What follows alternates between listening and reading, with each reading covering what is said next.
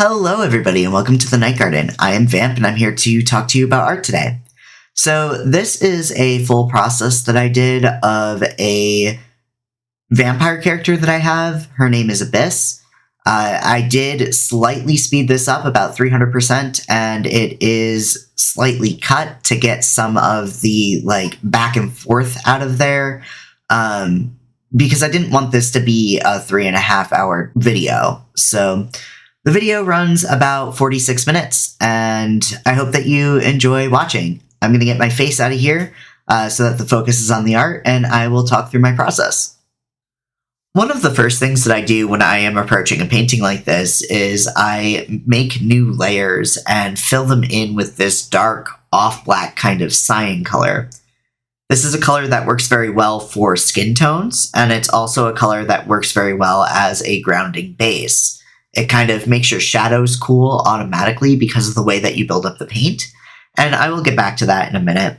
But if you'd like to learn more about this method, Hardy Fowler is who I learned it from. He is my mentor. You can see his YouTube channel linked in the card on the screen, or there are a couple of links to his courses in the description below. Splitting everything into different layers allows me to split things into clipping masks, which allows me to keep the edges of my silhouette sharp and not have to be as precious with my lines. You'll notice that I am also lassoing and filling immediately. I don't know what the Photoshop equivalent to this is, but Clip Studio Paint has a tool called the Lasso Fill tool, and this is awesome for this process.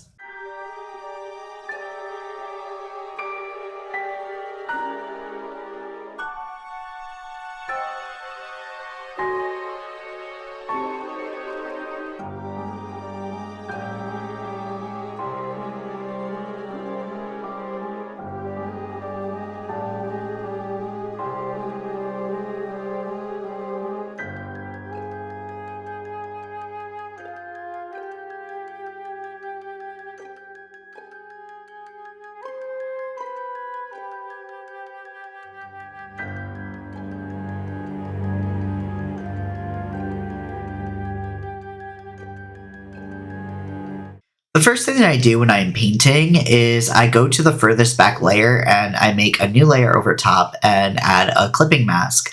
And then I start to render on that furthest back layer. When I do that, I can work from back to front, which is a lot easier for me logically, because then as the furthest back is done, I can be more and more precious as I get further forward. I don't need to worry about those parts that are behind everything else. For this particular painting, I know that I am doing a night scene because this vampire is a Nosferatu. In my larger world's lore, the Nosferatu are a faction of vampire who cannot have any amount of daylight touch them at all, or else they explode into ash. So this particular character being a Nosferatu means that it has to be a night scene.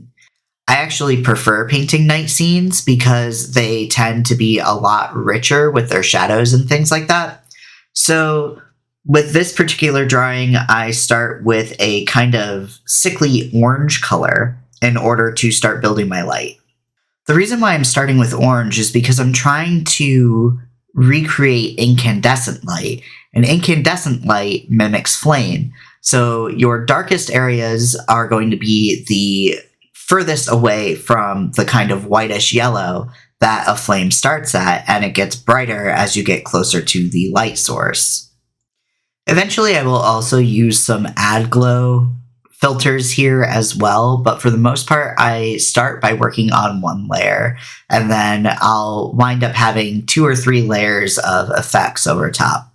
Part of the reason why this works the way that it does is because the brush that I am using is a transparent brush with low density, which in Clip Studio Paint means that the color is kind of thin and streaky and lets the texture of the brush come through a little bit more. And this also allows me to build up color where I want it to be more intense. So I'm basically building my shadows in by painting dark to light. This dark cyan being in a blue spectrum kind of shows through the color that I'm using for the light, And because I am inching it closer to the yellow for my brightest lights, the orange kind of mixes in with that blue and becomes brownish at its furthest edges to make a kind of diffused edge to that light.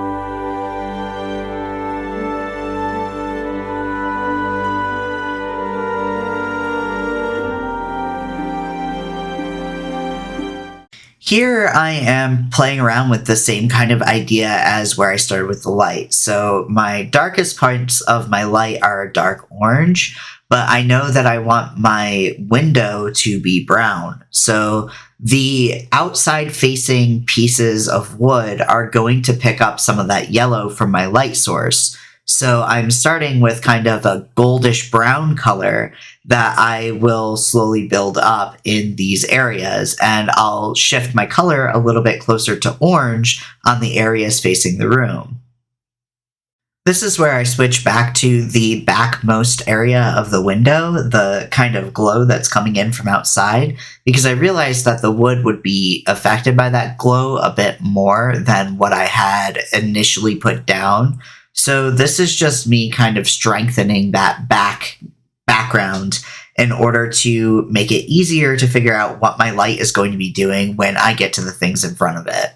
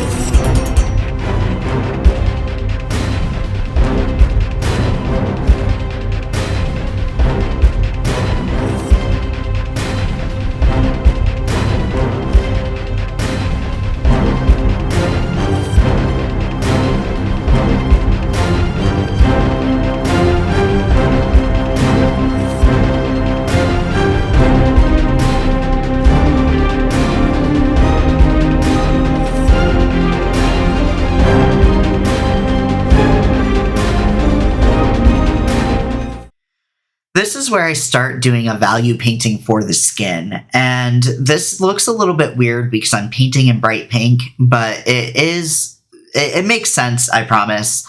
Hardy does a much better job of explaining this than I do, so again, I would recommend going and watching some of his videos or checking out the Skill Builder or Concept Art Academy courses. They are super valuable, and I learned a lot when I took the Concept Art Academy personally. This isn't sponsored or anything. This is just me, saying how much that program was valuable for me. That being said, I don't really feel comfortable talking too much about the process that I'm doing here because it is not my own developed process. So just know that I'm doing a value painting here. The color that I'm using is at a certain value level so that I can't get any brighter than a certain point. I'll adjust the hue of the value painting later and do some underpainting, add some color over top of this layer, and ultimately get my color variation that I need in skin that way.